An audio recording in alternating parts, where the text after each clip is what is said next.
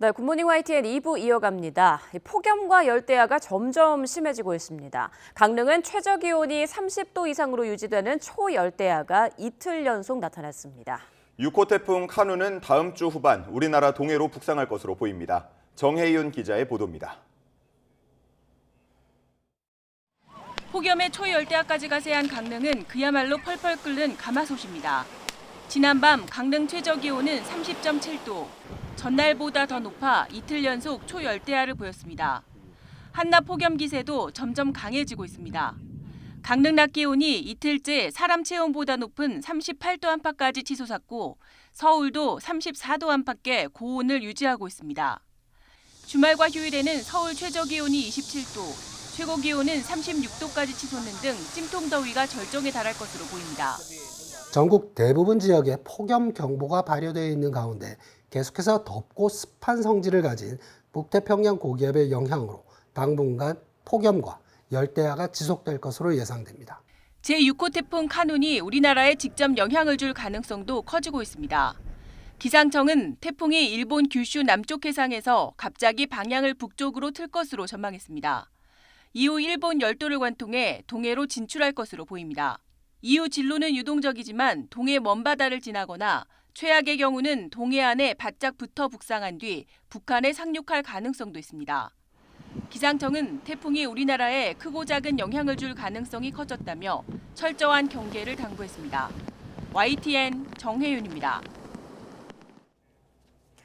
연일 폭염이 이어지면서 온열 질환자와 사망자가 늘고 있습니다. 질병관리청 온열 질환 감시책에 따르면 그제 응급실을 찾은 온열 질환자는 122명이었고 온열 질환이 원인으로 추정되는 사망자는 1명이었습니다.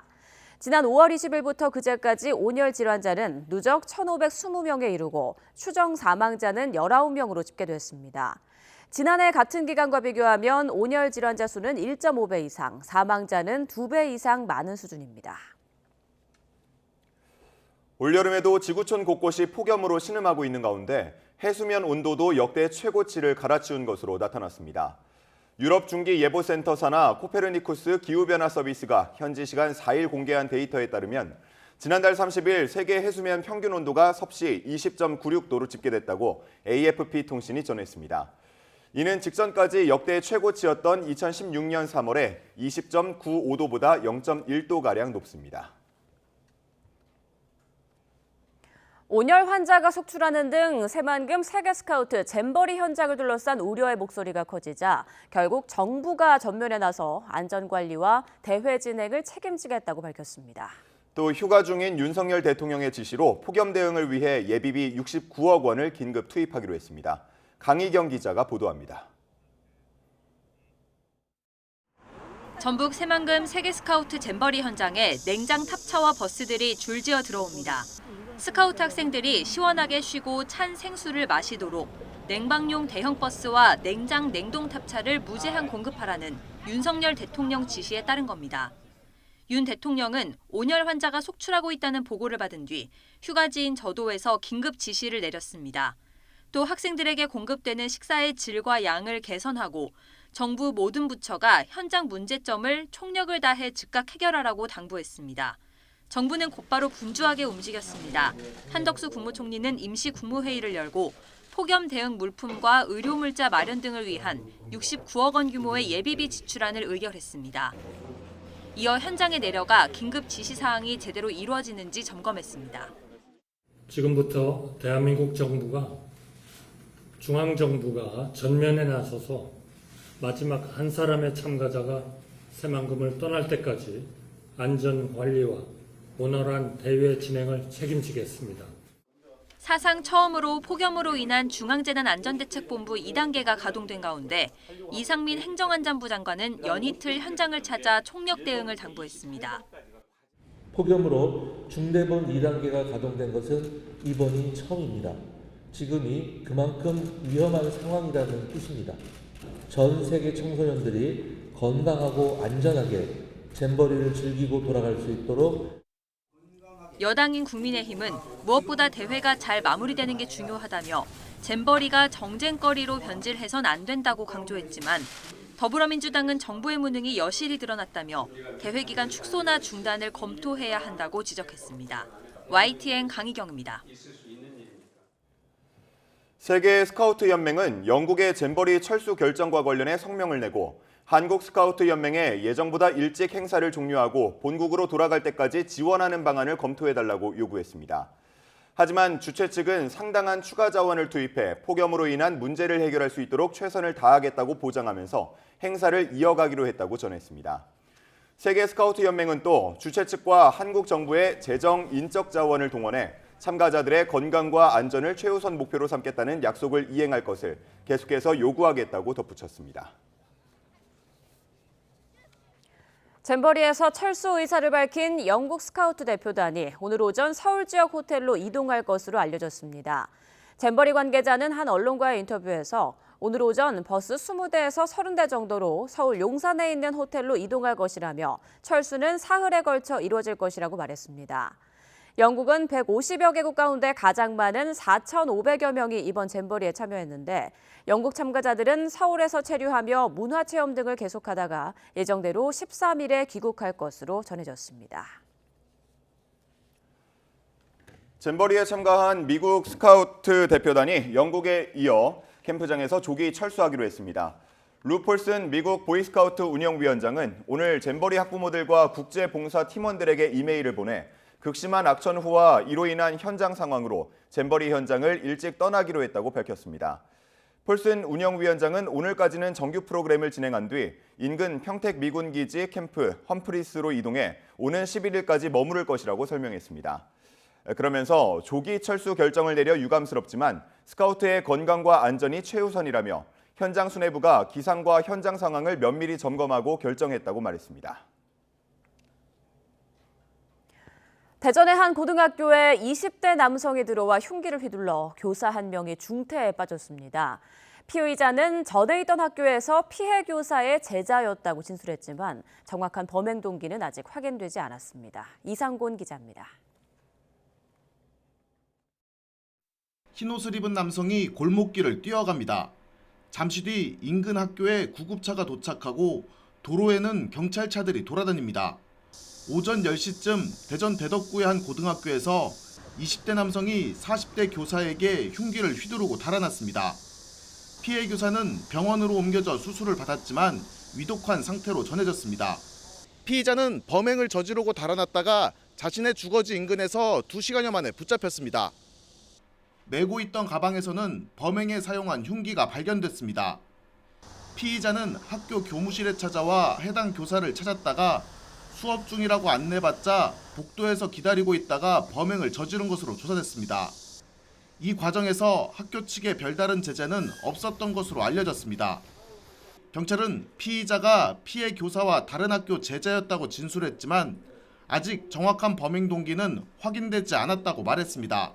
피해자와 피의자의 관계는 서로 아는 사이로 최근 문제가 되는 묻지마 범죄가 아닌 것으로 확인되었으며 경찰은 피의자 조사를 마치는 대로 살인 미수 혐의로 구속영장을 신청할 예정입니다. YTN 이상곤입니다. 경기 성남시 분당구 서현역에서 무차별 흉기 난동을 벌인 20대 피의자에 대해 구속영장이 청구됐습니다. 경기 남부경찰청 흉기난동 사건 수사전담팀은 어젯밤 9시쯤 20대 최모 씨에 대해서 살인미수 혐의로 구속영장을 신청하고 검찰은 이를 법원에 청구했습니다. 검찰은 A씨가 증거인멸 우려가 있을 뿐 아니라 다수의 피해자를 위해 할 가능성을 있다며 구속영장을 청구한 배경을 밝혔습니다. 서현역에서 흉기 난동을 벌인 20대 최모 씨가 범행 전날에도 흉기를 들고 서현역을 찾았던 것으로 드러났습니다. 경찰은 조현성 성격장애 진단을 받았던 최 씨가 피해망상으로 범행을 저질렀다는 데 무게를 두고 살인미수 혐의를 적용해 구속영장을 신청했습니다. 임혜진 기자입니다. 차량 돌진과 흉기 난동을 잇따라 저지른 23살 최모 씨. 범행 하루 전 집 근처 대형 마트에서 흉기 2개를 사서 서현역으로 향했습니다. 최 씨는 범행 전날에도 흉기를 든 채 이곳 서현역을 찾았습니다. 하지만 무서운 생각이 들어 그날 실행에 옮기지는 못했습니다. 그렇게 집에 돌아갔는데 다음 날엔 범행을 시도하는 데서 그치지 않았습니다. 이번엔 어머니 차를 끌고 나와 잔혹한 범행을 실행에 옮긴 겁니다. 최 씨는 자신을 해치려는 스토킹 집단이 있다며 이들을 살해하고 세상에 알려야 한다는 망상에 빠져 있었던 것으로 조사됐습니다. 서현역을 범행 장소로 택한 것도 스토킹 집단 구성원이 많을 것으로 생각해서라고 진술했습니다. 최 씨는 앞서 지난 2015년부터 5년간 정신건강의학과 진료를 받으며 약을 먹다가 대인기피증이 심해지자 고등학교를 자퇴했습니다. 지난 2020년엔 대인관계를 피하고 사회 적응에 어려움을 겪는 조현성 성격장애 진단을 받았지만 최근 3년 동안 치료받지 않았습니다. 경찰은 최 씨가 정신질환으로 망상에 빠져 범행을 저질렀다는 데 무게를 두고 휴대전화 2대와 컴퓨터 1대를 포렌식하는 등 수사를 이어가고 있습니다. 또 윤희근 경찰청장이 무차별 흉기 난동을 테러로 규정하고 엄정 대응 방침을 밝힌 만큼 살인미수 말고도 테러방지법 위반 혐의를 추가로 적용할지 검토하고 있습니다. YTN 임혜진입니다. 어제는 경기 용인시에서 흉기를 들고 길거리를 배회하던 남성이 경찰에 붙잡혔습니다. 신림역과 서현역 흉기 난동 사건으로 시민들의 불안감이 커지면서 흉기 오인 신고도 잇따랐습니다. 안동준 기자입니다. 흰색 옷을 입은 남성이 길거리에 우두커니 서 있는데 한 손에는 흉기가 들려 있습니다. 어젯밤 9시 반쯤 흉기를 든 남성이 길거리를 배회한다는 신고가 접수됐습니다. 현장에 출동한 경찰은 흉기를 휘두르며 저항하는 40대 남성 A씨를 현행범으로 체포했습니다. 다행히 A씨가 들고 있던 흉기에 다친 사람은 없었습니다. 지하철에 탄 승객들이 무언가에 놀라 황급히 도망칩니다.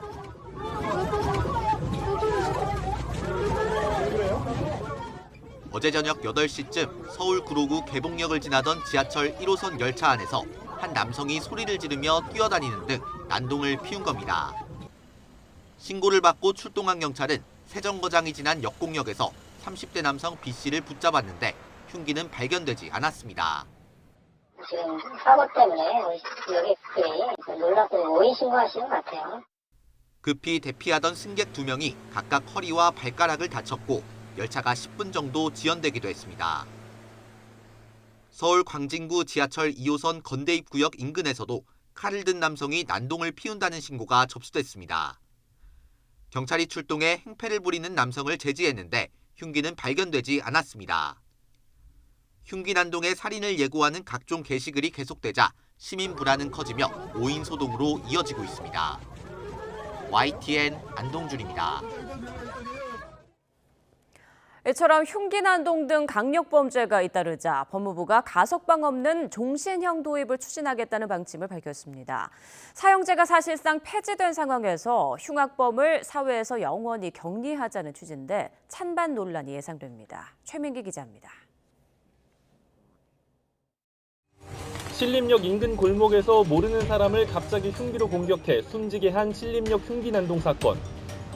이후 13일 만에 서현역에서까지 불특정 다수를 상대로 한 흉악범죄가 이어지면서 국민 공포와 불안이 극도로 커진 상태입니다. 이에 법무부가 가석방 없는 무기징역 추진 방침을 공식화했습니다.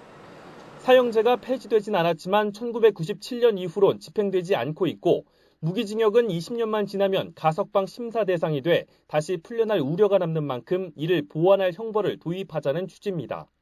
실제 가석방으로 풀려난 무기수는 지난 2017년엔 11명, 그 이듬해엔 40명, 지난해 16명에 이르기까지 꾸준히 두 자릿수를 기록하고 있습니다. 사형제가 사실상 가석방 없는 종신형으로 기능하기도 했지만 최근 대법원이 다른 재소자를 살해한 무기수에 대한 사형 선고를 뒤집으면서 이 같은 시도에도 제동이 걸린 상황입니다. 사회에서 정말 용납할 수 없는 어떤 괴물의 경우에는 영원히 격리하는 방법이 반드시 필요하다고 생각합니다. 유력하게 검토될 수 있는 의미 있는 방안이다라고 생각합니다.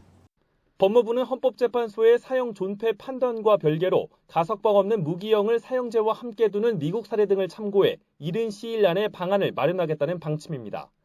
이와 함께 5년에 불과한 18세 이상 소년범 무기수의 가석방 심사 대상 기간도 함께 개정할지를 두고 내부 검토에 들어간 것으로 확인됐습니다. 법조계에선 찬반이 분분합니다. 피해자를 보호하고 흉악범을 사회로부터 영원히 격리하기 위해 필요하다는 찬성 의견과 범죄 예방 실효성 논란과 교화 가능성 차단이란 점에서의 반대 의견이 부딪히는 겁니다. 특히 사형 존폐가 결정되지 않은 상황에서의 새로운 법정 최고형 도입인 만큼 입법 논의가 쉽지만은 않을 것으로 보입니다. 사형제에 대한 대체형의 성격을 갖고 있기 때문에 제도를 도입을 하고 그걸 시행을 하면서 전국적으로는 사형제 존폐 여부에 대해서 입법적으로 완전하게 해결하는 것이 필요하다고 생각합니다. 최근 잔혹한 강력범죄가 잇따르지만 현행 형벌 제도로는 합당한 처벌이 이루어지지 않는다는 여론이 높아지면서 새로운 형벌 도입에 속도가 붙을지 주목됩니다. YTN 최민기입니다. 최근 흉기 난동 사건이 잇따르며 사회 불안감이 커진 가운데 정부 여당이 경찰청이 발표한 특별 치안 활동 기간 인파가 몰리는 주요 거점에 경력을 배치해 국민 안전을 확보하겠다고 밝혔습니다. 국민의힘 소속 행정안전위원들과 경찰청 관계자들은 어제 실무 당정 협의회를 마친 뒤 이 같은 대책을 추진하기로 했습니다. 우선 당정은 경찰 기동대나 형사 등 가용 인력을 동원해 주요 거점 250곳에 배치하고 가시적 위력 순찰 등을 진행하겠다고 설명했습니다. 또 물리적 위험성과 인명피해가 우려된다는 신고에 대해선 코드 1 이상의 지령을 선제적으로 발령하고 가까운 순찰차를 최우선 출동하게 해 신속 대응 체계를 유지하겠다고 강조했습니다. 서현역 흉기난동 피의자 차량에 치인 60대 여성에게 곧장 달려가 심폐소생술을 실시한 사람이 있습니다. 바로 간호사를 꿈꾸는 여고생인데요. 또 흉기난동이 벌어진 백화점에서도 10대 소년들이 피해자들의 지혈을 도왔습니다. 참혹했던 사건 현장에서 두 발 벗고 나섰던 10대 영웅들을 황보혜경 기자가 취재했습니다. 인도를 질주하는 최모 씨의 차에 치인 60대 여성의 몸이 그대로 붕 뜨더니 멀리 바닥으로 떨어집니다. 불이 나게 달려간 남편은 미동도 없는 아내의 모습에 주저앉고 맙니다. 근처를 지나다 가까스로 사고를 피한 고등학교 2학년생 박모양. 할머니 한 분이 붕 떠서 날아가시고 머리부터 떨어지셔서 인식도 없으시고 맥과 호흡도 없으시길래 모두가 혼비백산한 상황이었지만 놀란 마음을 추스르고 쓰러진 여성에게 달려가 침착하게 기도를 확보하고 심폐소생술을 실시했습니다. 간호사를 꿈꾸며 평소에 익혀뒀던 겁니다. 간호대 지망생이어서 더 평소에 의학 관련 영상을 보기도 했고 제 옷으로 머리를 받치고 그렇게 심폐소생술을 하게 됐습니다. 119 구급대원이 도착할 때까지 박양의 심폐소생술은 멈추지 않았고 심정지 상태였던 60대 여성은 심장이 다시 뛰며 병원에서 사투를 이어가고 있습니다. 좀 더 빠른 대응을 했더라면 살릴 수 있을 것 같다는 생각에 죄책감이 많이 들었는데 돌아가시지 않았다고 해서 좀 한시름 났습니다. 영웅은 흉기 난동이 벌어진 백화점에도 있었습니다. 역시 10대 청소년들로 한 명은 최 씨의 흉기에 찔린 피해자들에게 달려가 응급처치를 하고 칼에 찔리신 것 같아서 지혈부터 했고 하다 보니까 이제 경찰분들 다 오시고 구급대원 오시고 하는데 다른 한 명은 혹시 범인이 오진 않을지 주위를 살피며 지혈을 도왔습니다. 옆에서 친구가 지혈하고 있으니까 범인이 오나 안 오나 계속 살펴보고 소방관분들 오실 때 여기 피해자분들 계시다고 안내해드리고 참혹한 범행 현장에서도 다른 사람들을 먼저 생각한 10대들의 행동이 큰 울림을 주고 있습니다. YTN 황보혜경입니다. 더불어민주당 전당대회 돈봉투 의혹의 핵심 피의자인 무소속 윤관석 의원이 현역 국회의원 가운데 처음으로 구속됐습니다. 서울중앙지방법원은 어제 윤 의원의 구속영장 심사를 마친 뒤 증거인멸 염려가 있다며 검찰이 청구한 구속영장을 발부했습니다. 함께 구속영장이 청구된 이성만 의원의 구속영장은 기각됐습니다. 법원은 현재까지 수사 내용과 이 의원의 관여 정도, 지위 등을 볼 때 증거인멸 염려가 없고 구속 사유와 필요성이 인정되지 않는다고 판단했습니다. 윤 의원은 지난 2021년 4월 민주당 전당대회 당시 송영길 전 대표 당선을 위해 현역 의원 20명에게 모두 6천만 원을 뿌린 혐의를 받고 있습니다. 경찰 고위 간부가 수사 무마 대가로 억대 뇌물을 받았다며 고위공직자범죄수사처가 청구한 구속영장이 법원에서 기각됐습니다. 출범 3년째를 맞은 공수처가 주요 피의자 구속에 또 실패하면서 수사력 논란은 이번에도 피할 수 없어 보입니다. 홍민기 기자입니다. 수사 무마 대가로 뇌물 받은 거 맞습니까? 수사와 관련된 민원과 함께 억대 뇌물을 받은 혐의가 있다며 고위공직자 범죄수사처가 구속영장을 청구한 경찰 간부 김모 씨. 하지만 법원은 지난 2일 김 씨가 뇌물을 받고 실제 수사 무마를 알선했는지 등을 더 따져봐야 한다며 영장을 기각했습니다. 앞서 고발 사주 의혹으로 손준성 검사에 대해 2차례 청구한 구속영장이 모두 기각된 데 이어 공수처는 3번째 신병 확보 시도에서도 실패했습니다. 공수처는 혐의에 대한 판례 해석에 대해 법원과 견해 차이가 있는 것 같다며 보강 수사는 피로도를 고려해 속도를 조절하겠다고 밝혔습니다. 앞서 공수처는 김 씨가 대우산업개발 측에서 수사 무마 대가로 3억 원을 약속받고 이 가운데 1억 2천만 원을 받은 혐의를 포착해 첫 인지수사에 나섰습니다. 그러나 주요 참고인들이 협조하지 않아 수사가 진전을 보이지 못하자 다른 혐의로 신병 확보를 시도했습니다. 하지만 이번에도 1호 구속에 실패하면서 수사력 부족 지적을 피할 수 없게 됐습니다. 공수처는 지난 1월 김학의 전 법무부 차관 수사 외압 의혹 사건 수사를 별다른 성과 없이 1년 6개월을 끌다 다시 검찰로 넘겼습니다. 이영진 헌법재판관의 골프 접대 의혹 수사도 1년 가까이 끄는 등 수사가 부진하다는 지적을 받아왔습니다. 1호 기소였던 일명 스폰서 검사 사건이 1심에서 무죄를 선고받는 등 법원에서의 성적도 낙제점입니다.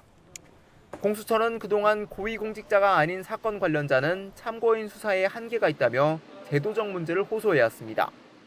법적 정원을 한 번도 채우지 못하는 등 검사 인력난도 고질병으로 꼽힙니다. 수사 대상인 고위공직자가 7천 명이 넘습니다. 그렇지만 공수처 검사는 처 차장 빼고 23명에 불과합니다.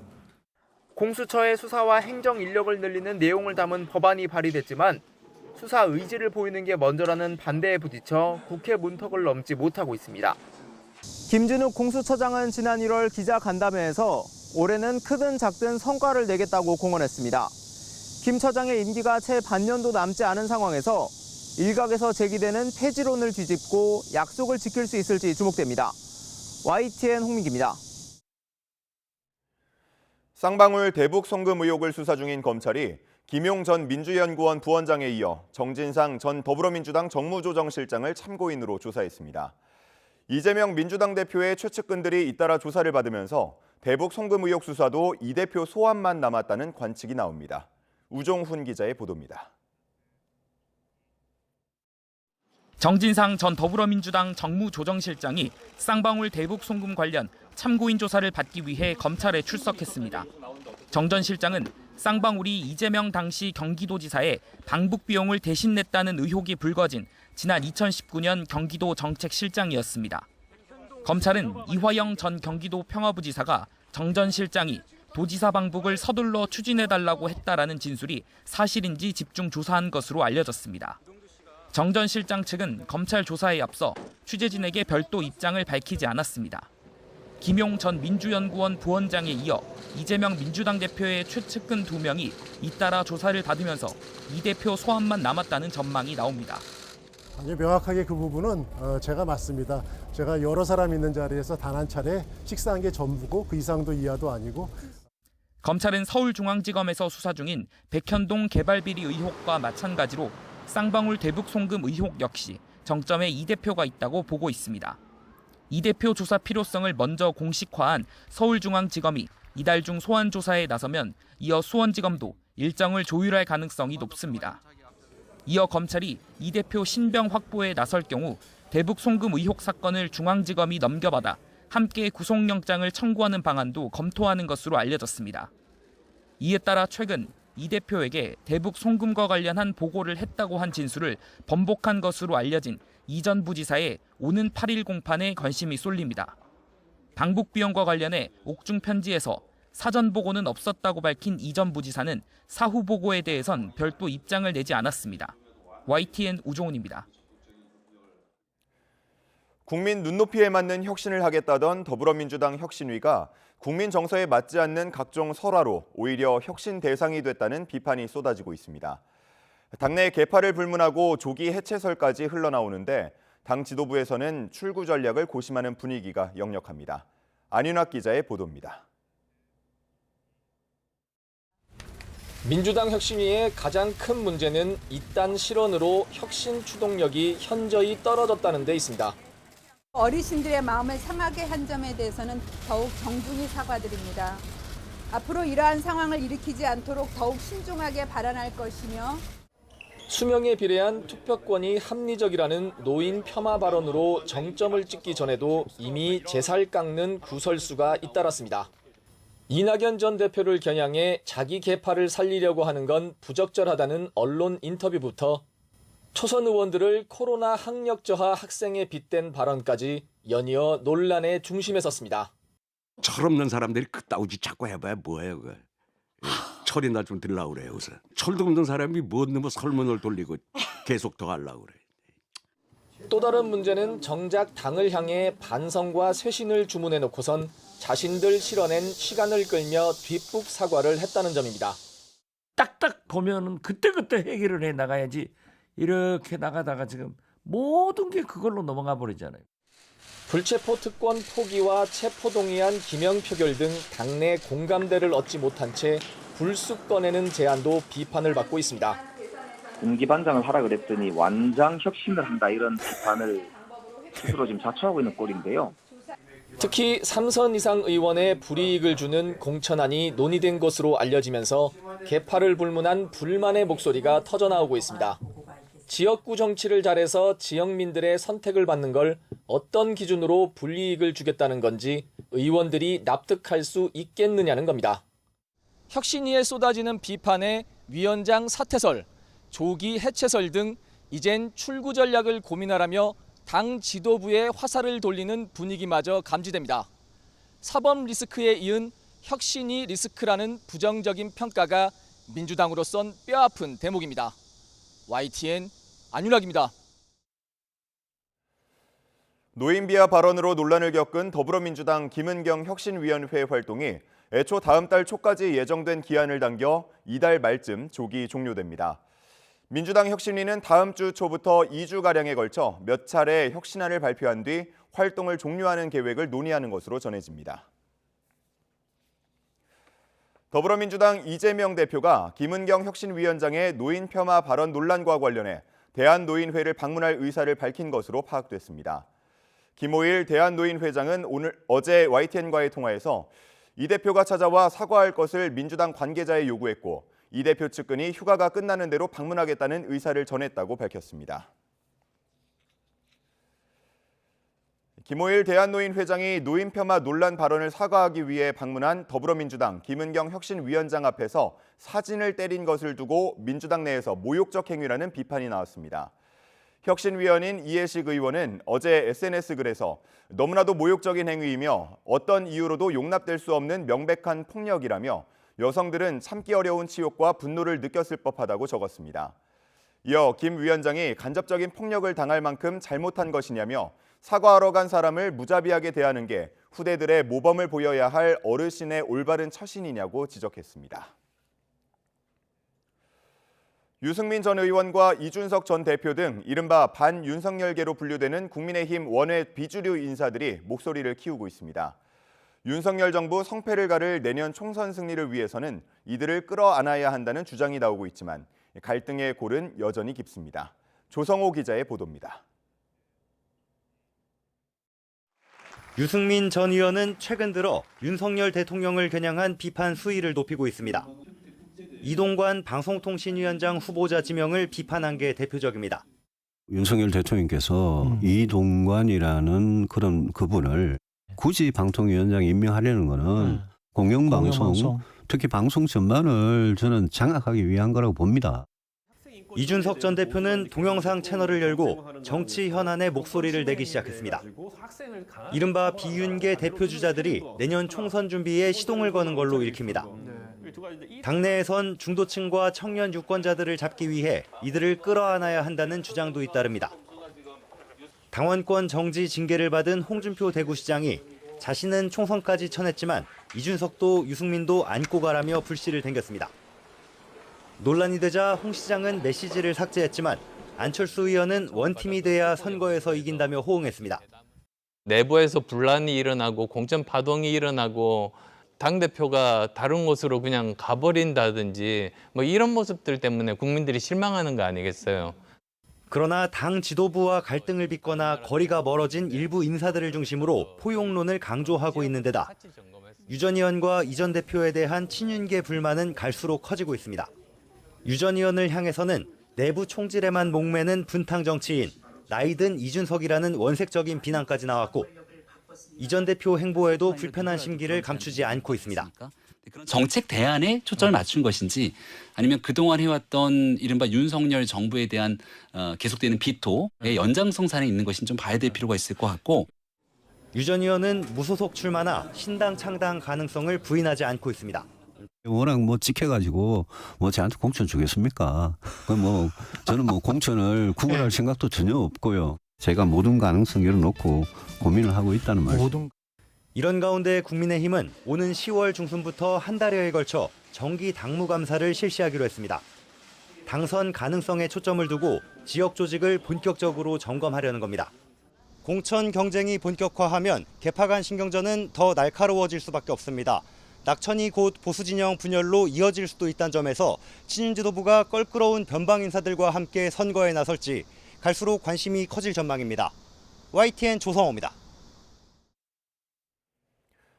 국민의힘 이준석 전 대표는 자신이 출마하려는 서울 노원병 지역구에 당이 공천 장난을 칠 낌새가 보이면 신당 창당이나 무소속 출마도 배제하지 않겠다고 말했습니다. 이 전 대표는 어제 CBS 라디오 인터뷰를 통해 과거 유승민 전 의원 사례를 보면 공천을 끝까지 안 주고 장난친다며 이같이 밝혔습니다. 이어 내일이 총선이라면 국민의힘이 100석 정도, 범민주당 계열이 180석 정도를 차지할 것 같다며 총선 최대 변수로는 본인이 총선을 이끌겠다고 선언하고 가는 격이니 윤석열 대통령이 변수 중 으뜸이라고 언급했습니다. 중국이 2014년 이후 9년 만에 한국인 마약 사범에 대한 사형을 집행했습니다. 외교부는 사형 선고 이후 여러 경로를 통해 집행 재고 또는 연기를 요청해왔다며 유감을 표명했습니다. 조수연 기자입니다. 중국 광둥성에서 마약 판매 혐의로 사형을 선고받은 한국 국적 남성 1명에 대해 사형이 집행됐습니다. 중국이 한국인 마약 사범에 대해 사형을 집행한 것은 2014년 이후 9년 만입니다. 이 남성은 필로폰 5kg을 판매 용도로 소지한 혐의로 2014년 체포된 것으로 알려졌습니다. 이후 2019년 1심 재판과 2020년 2심 재판에서 모두 사형 선고를 받았고 최고인민법원 심사를 통해 사형이 확정됐습니다. 외교부 당국자는 사형 선고 이후 다양한 경로를 통해 인도적 측면에서 집행 재고 또는 연기를 여러 차례 요청했다고 설명했습니다. 그러면서 인도주의적 차원에서 우리 국민에 대해 사형이 집행된 것을 유감스럽게 생각한다고 밝혔습니다. 중국 측은 외교 채널을 통해 사형 집행 결정을 우리 측에 사전 통보했습니다. 외교부 당국자는 이번 일이 한중 관계와는 무관한 것으로 판단하고 있다고 전했습니다. 중국은 1kg 이상의 아편이나 50g 이상의 필로폰, 헤로인을 밀수, 판매, 운수, 제조할 경우 사형이나 무기징역 혹은 15년 이상의 징역에 처하고 있습니다. 그동안 중국에서 사형이 집행된 우리 국민은 모두 6명으로 2001년 마약사범 1명과 2004년 살인으로 1명, 2014년 마약사범 4명이었습니다. YTN 조수연입니다. 중국 정부는 한국인 마약 사범의 사형 집행과 관련해 외국인 범죄자도 동등하게 법률을 적용한 것이라는 입장을 밝혔습니다. 중국 외교부 대변인실은 한국 외교부 당국자가 유감을 표명한 데 대해 마약 범죄는 세계가 인정한 심각한 범죄로 사회적으로 매우 해롭다며 이같이 주장했습니다. 해병대 고 최수근 상병 순직 사건과 관련한 조사 자료의 민간 이첩에 대해 국방부가 집단 항명 사건으로 규정하고 압수수색과 함께 관련자에 대한 수사에 나섰습니다. 장관 지시를 어기고 민간 경찰에 조사 자료를 이첩했다는 게 국방부의 설명이지만 여러 잡음이 계속 나오고 있습니다. 김문경 기자입니다. 해병대 수사단이 고 최수근 상병 순직 사건의 조사를 마치고 자료를 민간 경찰에 이첩한 건 지난 2일. 사망 사건 수사는 경찰이 하도록 한 군사법원법에 따른 조치인데 이 자료는 곧바로 군에 회수됐습니다. 경찰에 자료를 넘긴 해병대 A모 수사단장은 장관의 지시를 어긴 혐의로 수사단장에서 해임됐습니다. 국방부 관계자는 조사 자료에 특정 혐의를 단정해 민간에 넘기면 경찰 수사에 영향을 미칠 수 있다며 그걸 빼도록 했고 법리적 판단이 나올 때까지 이첩을 보류했는데 수사단장이 지시에 불응했다고 밝혔습니다. 국방부 검찰단은 해병대 1사단 압수수색에 이어 관련자 여러 명을 집단 항명 혐의로 입건하고 수사에 나섰습니다. 하지만 이를 둘러싸고 여러 잡음이 흘러나오고 있습니다. 일부 군 관계자는 특정 혐의를 조사 자료에 적시하더라도 민간 경찰이 영향을 받지 않으면 그만이라며 국방부가 이를 미리 예단한 것은 합리적이지 않다고 밝혔습니다. 하지만 이유와 관계없이 지시를 어겼다면 처벌이 불가피할 것이라는 시각도 나옵니다. 일각에서는 국방부가 해병대 주요 간부를 혐의자에서 제외하라고 지시해 수사를 축소하려 했다는 의혹도 제기됐지만 국방부는 이 같은 지시를 한 사실이 없다고 밝히는 등 어수선한 상황이 이어지고 있습니다. 최상병 순직 사건의 진상조사가 엉뚱하게 군 내부 문제로 치달으면서 유가족도 불편한 심정을 내비쳤습니다. 최상병 부모는 국방부와 해병대의 문제가 실체적 진실규명 의지와는 무관하기를 바라며 더 이상의 희생이 없기를 간절히 바랄 뿐이라고 밝혔습니다. YTN 김문경입니다. 국가물관리위원회가 금강과 영산강 보를 해체하거나 상시 개방하기로 했던 기존 결정을 취소하기로 했습니다. 문재인 정부 시절 보 해체 결정이 불합리한 절차로 내려졌다는 감사원 평가를 근거로 제시했는데 환경단체들이 졸속 논의라며 반발하고 있습니다. 신지원 기자입니다. 지난 2018년 문재인 정부의 환경부 4대강 조사평가단은 이명박 정부의 4대강보 사업 재평가에 나섰습니다. 이후 출범한 대통령 직속 국가물관리위원회는 4대강보 중 금강과 영산강의 보 5개를 해체하거나 개방하기로 결정했습니다. 당시 구체적인 보 해체 시기는 정하지 않아 차기 정부로 이행 계획을 넘겼는데 이번 윤석열 정부에서 국가물관리위원회가 결정을 뒤집었습니다. 지난 2021년 1월 의결한 금강 영산강보 처리 방안을 취소하기로 결정하였습니다. 물관리위원회는 지난달 감사원의 공익감사 결과를 근거로 제시했습니다. 보 해체의 경제성을 분석하는 과정에서 불합리한 방법을 사용해 타당성이 떨어지고 의사결정기구인 4대강 조사평가 기획위원회와 전문위원회를 특정 단체가 추천한 인사 위주로 구성해 공정성이 결여됐다는 겁니다. 그러면서 이상기후와 녹조 등 환경 문제에 적극 대응하고 주변 생태 정보를 과학적으로 활용해야 한다고 덧붙였습니다. 과거 결정을 뒤집는 과정에서 졸속 논의가 이뤄졌다는 지적이 나오자 위원회 측은 감사원 평가를 고려해달라고 설명했습니다. 이미 감사원에서 본감사는 1년 8개월, 예비조사까지 합치면 2년 5개월에 거친 충분한 기간 동안의 감사를 했기 때문에 저희 위원회에서는 심도 있게 토의를 했고요. 그러나 대통령 직속기구인 물관리위원회가 지난달 감사원 결과가 발표된 지 보름 만에 4대강보를 존치하겠다는 환경부 입장을 그대로 따르면서 스스로 독립성을 훼손했다는 지적이 나옵니다. 감사원과 환경부가 나란히 앉아 짜고 치는 고스톱이 이런 것임을 보여주고 있다.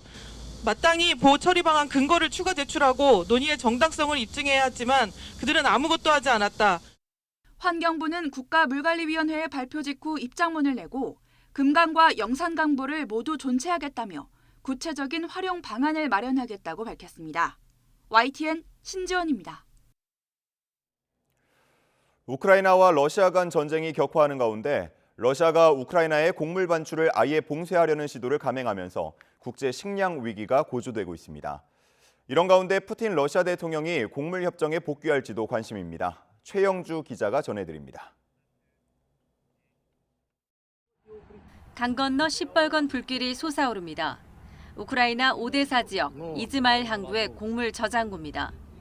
흑해 최대 수출항 오데사가 러시아의 집중 공격을 받으면서 대체항으로 이용돼 왔는데 이곳 역시 러시아의 드론 공격에 초토화된 겁니다. 이로 인해 중국과 이스라엘뿐 아니라 아프리카로 향하던 곡물 4만 톤이 피해를 본 것으로 전해졌습니다. Москва веде битву за глобальну катастрофу. Цим божевільним потрібно, щоб продовольчий ринок світу розвалився. Цінові кризи їм потрібні збої в постачанні. 우크라이나는 러시아가 지난달 17일 흑해 곡물 협정을 파기한 이후 26개 항구 시설과 18만 톤의 곡물 저장 시설을 공격했다고 주장했습니다. 이처럼 러시아가 우크라이나의 곡물 수출길을 틀어막으면서 국제 곡물가 상승 우려도 커지고 있습니다. 실제 이즈마일 피습 이후 미국 시카고 거래소의 밀 가격은 5% 가까이 상승했습니다. 이달 유엔 안전보장이사회 의장국을 맡아 식량 안보를 의제로 내건 미국은 러시아의 행태를 맹비난했습니다. Enough using the Black Sea as blackmail. Enough treating the world's most vulnerable people as leverage. Enough of this unjustified, unconscionable war. 이런 가운데 푸틴 대통령이 튀르키예를 방문하기로 하면서 러시아가 흑해 곡물 협정에 복귀할지도 관심입니다. 흑해 곡물 수출로를 열기 위해 유엔과 함께 협정 체결을 중지해온 튀르키예는 협정 복원을 위한 외교적 노력을 계속하겠다고 밝혔습니다. 푸틴 대통령은 다만 러시아 곡물 수출 자유화 등의 조치가 이루어져야 협정에 복귀할 것이란 입장을 거듭 확인했습니다. YTN 최영주입니다. 우크라이나군의 해상 드론이 러시아 흑해 주요 수출항인 노보로시스크에 있는 러시아 해군 기지를 공격해 러시아 군함에 심각한 손상을 입혔다고 로이터 통신이 보도했습니다. 보도에 따르면 우크라이나 정보 당국자는 우크라이나 보안국과 해군이 해상 드론으로 러시아 함대 상륙함을 공격해 작동 불능 상태로 만들었다고 주장했습니다. 북대서양조약기구 나토 동부전선 리투아니아가 벨라루스의 러시아 용병 기업 바그너 그룹이 대거 배치된 데 대응해 벨라루스와의 국경 중 일부를 폐쇄하기로 했습니다. 리투아니아 내무부 측은 최종 결정이 곧 내려질 것이라면서 벨라루스 국경의 검문소 6곳 중 2곳을 폐쇄할 계획이라고 밝혔다고 현지 매체가 전했습니다. 리투아니아는 벨라루스와 680km에 걸쳐 국경을 맞대고 있으며 이 중 100km는 강둑과 호수로 물리적 장벽이 없는 상황입니다. 유럽 국가들이 후쿠시마 오염수 방류 계획에 대한 IAEA 최종 보고서 발표 이후 최근 잇따라 일본산 식품 수입 규제 철폐를 하고 나섰습니다. 이번 달 중순 이후 수입 규제를 유지하는 나라는 우리나라와 중국 등인데 앞으로 우리나라의 일본산 식품 규제 전망에 관심이 쏠립니다. 도쿄에서 김세호 특파원이 보도합니다. 유럽연합, EU와 노르웨이, 아이슬란드가 2011년 후쿠시마 원전 사고 이후 유지해온 일본산 식품에 대한 수입 규제를 모두 없앴습니다. 일본 정부는 이 같은 움직임에 즉각 환영하고 나섰습니다. 今般 EU およびノルウェー、アイスランドが規制を撤廃したことは被災地の復興を後押しするものであり、我が国として歓迎します。 후쿠시마 원전 사고 이후 일본산 식품에 제한을 둔 국가 지역은 55곳에 이르렀지만 오염수 방류에 대한 IAEA 보고서가 나온 뒤 규제 철폐에 나선 국가들은 더욱 늘고 있습니다. 오는 15일 이후에는 한국, 중국, 홍콩, 타이완 등 7개국만 규제를 유지할 것으로 보입니다. 우리나라와 타이완 등을 빼면 중국 등 대부분 미국과 같은 서방국과 외교안보, 경제 부문에서 첨예한 대립각을 세우는 곳들입니다. 일단 우리 정부는 오염수 방류의 안전성과 수입 규제 여부는 별개라고 거듭 강조하고 있습니다. 오염수 방류하고 관계없이 저희는 현 규제 체제를 유지하는 것으로 계속 진행할 계획입니다. 또 유럽 지역과는 달리 일본과 인접한 국가들은 규제를 강화하는 측면이 있다는 점도 강조했습니다. 하지만 일본산 식료품 수입 규제를 놓고 서방과 중국, 러시아 등의 대립 구도가 점점 선명해지는 모양새입니다. 우리 정부로서는 일본산 식료품 수입 규제를 유지하기 위한 명분과 논리에 대한 고심이 더욱 커질 것으로 보입니다. 도쿄에서 YTN 김세호입니다.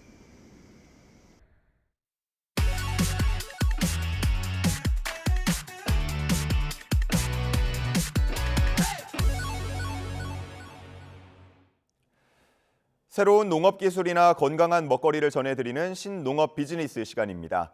오늘은 강원도 산나물과 안반수로 만드는 천연 발효 식초 이야기입니다. 오점곤 기자가 취재했습니다. 해발 650m 고산지대인 강원도 평창군 봉평. 천연 발효 식초를 만들기 위해서 고두밥을 만들었는데 산나물이 들어가 있습니다. 평창에서 자랑할 만한 산나물들이 몇몇 종류들이 있어요. 그중에 제가 선별을 했습니다. 4가지만. 곰치, 취나물, 어수리, 눈개승마. 발효식초 제조 과정은 전통 술 만드는 과정과 거의 비슷합니다. 고두밥을 항아리에 넣고 1차로 술을 빚은 뒤에 2주간 알코올 발효를 그리고 2, 3개월간 초산 발효를 시킵니다.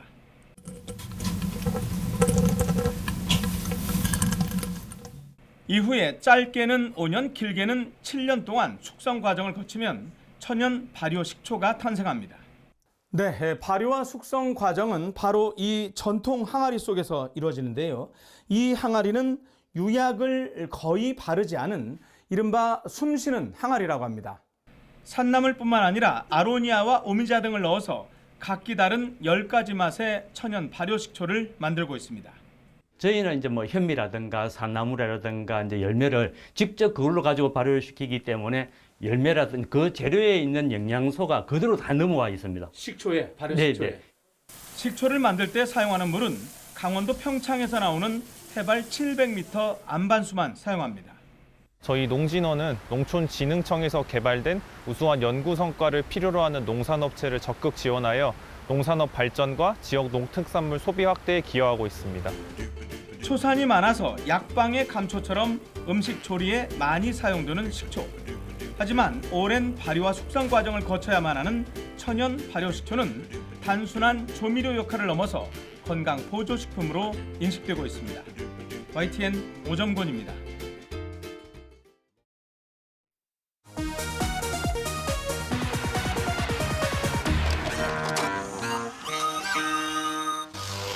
이번에 친구 생일이라서 선수 모자 하나 사주려고 여기 왔습니다.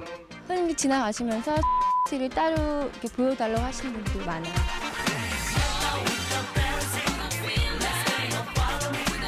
코리아 특급 박찬호의 쾌투가 힘을 더해가고 있습니다. 박찬호 관련 상품은 한 해 동안 70억 원이 넘는 매출 실적을 올렸습니다. 다저스 모자하고요. 가방, 티셔츠 그런 종류를 많이 찾으시거든요. 영턱스의 최승민 씨랑요. 구준혁, 강원래. 우리나라에서도 상당수의 연예인들이 이 시계를 차고 다니며 청소년의 구매 욕구를 부추기고 있습니다. 어떤 사람들은 800만 원어치도 사갔어요. 젊은 여성들 사이에 폭발적인 인기를 모으고 있는 머리 두건입니다. 길거리 가다 봤는데요. 여성스럽게 이렇게 노랑 두건 한 게 예뻐서 노랑 두건 찾으러 왔어요. 한 인기 연예인이 드라마를 통해 선보이면서 유행이 돼버렸습니다. 아직까지 서태지와 될 만한 가수가 없다고 생각하거든요. 90년대 X세대 문화의 상징으로 자리 잡았던 서태지와 아이들. 서태지 패션이나 서태지 신드롬 등의 신조어를 만들며 이른바 신세대 문화 현상을 주도했습니다. 지난달 16일 경찰에 붙잡힌 탈옥수 신창원. 검거 당시의 신창원의 옷차림이 요즘 젊은이들 사이에서는 단순한 화제 이상이 되고 있습니다. 범죄자가 영웅시되는 풍조는 결코 바람직하지 않지만 한편으로는 이런 현상이 가능하게끔 한 우리 사회의 단면이 씁쓸함을 더해주고 있습니다.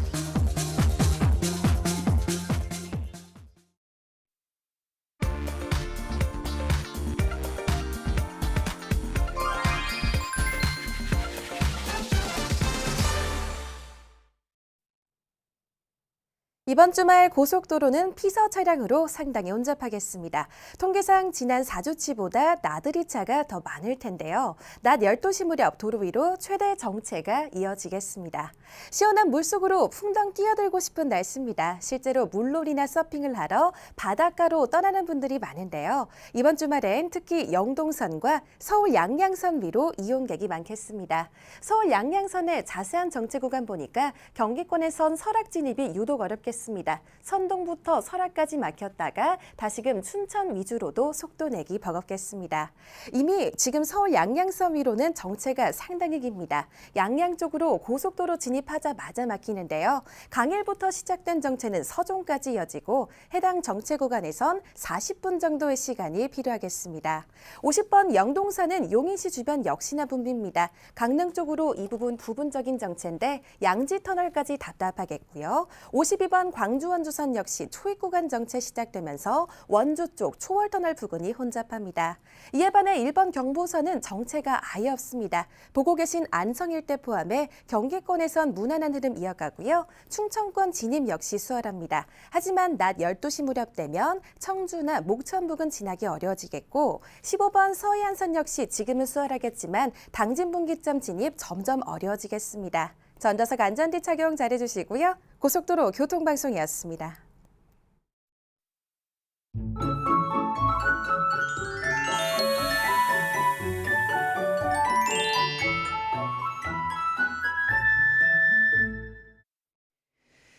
오늘도 더위와의 싸움입니다. 벌써 12일째 폭염특보가 이어지고 있는데요. 대기 불안정으로 곳곳에 강한 소나기도 지납니다. 강원 남부산간과 충청 남부지방인데요. 5에서 40mm 정도의 소나기가 예상됩니다. 태풍 카누는 다음 주 초반 일본 규슈를 통과할 텐데요. 이후 동해가 태풍의 영향을 받을 가능성이 커지고 있고요. 남해안과 서해안은 폭풍 해일특보가 발표될 가능성도 있습니다. 현재 곳곳에서 열대야가 나타나고 있습니다. 서울이 26.5도, 강릉이 29.9도고요. 낮 기온은 서울이 35도, 강릉 38도, 대구 37도로 예상됩니다. 당분간 밤낮 없는 무더위가 그리고 화요일부터는 영동과 영남 지역에 비 예보 들어있습니다. 날씨였습니다. 네, 굿모닝 YTN 2부 마칩니다. 잠시 후 3부가 이어집니다. 함께해 주신 여러분 고맙습니다.